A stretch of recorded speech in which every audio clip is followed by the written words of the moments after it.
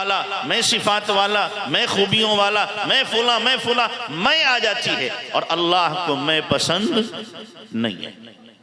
تو بہرحال ابن مقفع، عبداللہ ابن مقفع جو تھا، لوگوں نے خوب تعریف کی تو سمجھا شاید میں بھی کسی قابل ہوں۔ اس نے کہا ٹھیک ہے، میں قرآن جیسی کتاب بناؤں گا، لیکن میری 2 شرطیں ہیں۔ پہلی شرط تو یہ ہے کہ 1 سال کی مہلت ملے مجھے، 1 سال میں قرآن جیسی۔ دوسری شرط میری یہ ہے کہ میرے بچوں کا تمام کفالت کا انتظام کیا جائے، اور میرے لیے ایک کمرہ الگ سے ہو، اس میں تمام لکھنے پڑھنے کا سامان ہو، اور وقت پر کھانا پہنچا دیا جائے۔ لوگوں نے کہا تمہاری ساری شرطیں منظور۔ وہ ایک کمرے میں پیک ہو گیا اور اس نے لکھنا شروع کیا۔ لکھتا ہے، قرآن سے ملاتا ہے، کاغذ پھاڑ کے پھینک دیتا ہے، پھر لکھتا ہے، پھر قرآن سے ملاتا ہے، پھر کاغذ پھاڑ کے پھینک دیتا ہے۔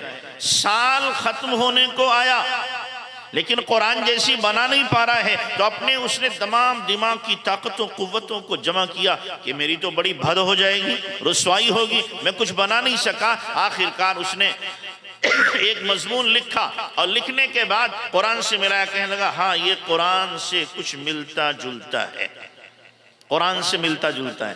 اس کو لے کر کے چلا کہ لوگوں کو دکھاؤں گا کہ دیکھو میں نے قرآن جیسی کتاب لکھی۔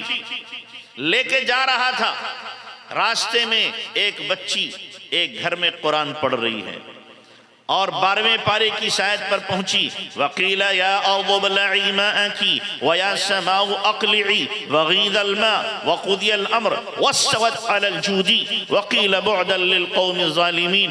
یہ آیت عبداللہ ابن مقفع نے جیسی سنی، ایک دم ششدر، حیران، وہی اس کے قدم جام ہو گئے، آگے نہیں بڑھا، سوچنے پہ مجبور ہوا، اور جو اس کے ہاتھ میں کاغذ سے ان کو لیا، پھاڑا، ٹکڑے کیا، زمین پہ دے مارا، اور کہنے لگا اس ایک آیت نے میرے پورے مضمون کو کھا لیا ہے، ایک آیت نے کھا لیا، ختم کر دیا، میں قرآن کا مقابلہ نہیں کر سکتا۔ پھر ایمان کے اندر داخل ہو گیا۔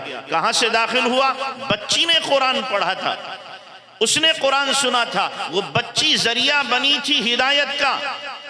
آج کی بچیاں بھی ہیں لیکن قرآن کی تلاوت سے محروم ہیں، صبح کو قرآن کی تلاوت نہیں ہوتی۔ اور ایک وہ وقت تھا کہ حضرت فاطمہ رضی اللہ تعالیٰ عنہ عشاء کی نماز پڑھ کے اللہ اکبر نیت باندھتی، 2 رکعت میں پورا قرآن پڑھتی، اور جب صبح ہو جاتی رونے بیٹھ جاتی، اے اللہ تو نے رات کتنی چھوٹی بنائی ہے، میری عبادت کا شوق پورا نہیں ہو سکا، میں تجھ سے کچھ مناجات کرنا چاہتی تھی، اپنے دل کے کچھ شکوے رکھنا چاہتی تھی، اے اللہ تیری رات چھوٹی ہے۔ وہاں رات چھوٹی ہونے کا شکوہ اس لیے ہے کہ عبادت کا ذوق و شوق پورا نہیں ہوتا۔ آج بھی رات کے چھوٹا ہونے کا شکوہ ہے، اس لیے کہ نیند پوری نہیں ہوتی۔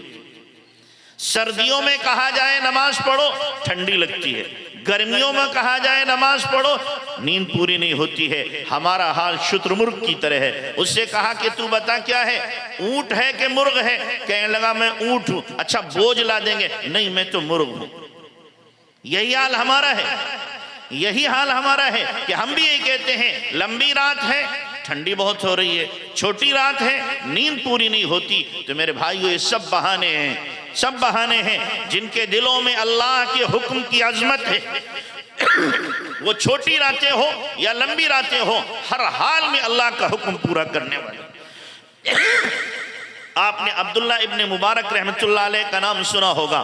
عبداللہ ابن مبارک رحمت اللہ علیہ حج کے سفر سے واپس ہو رہے ہیں، خواتین غور سے سنیں، حج کے سفر سے واپس ہو رہے ہیں، راستے میں دیکھا ایک درخت کے نیچے کوئی لیٹا ہوا ہے، السلام علیکم السلام علیکم۔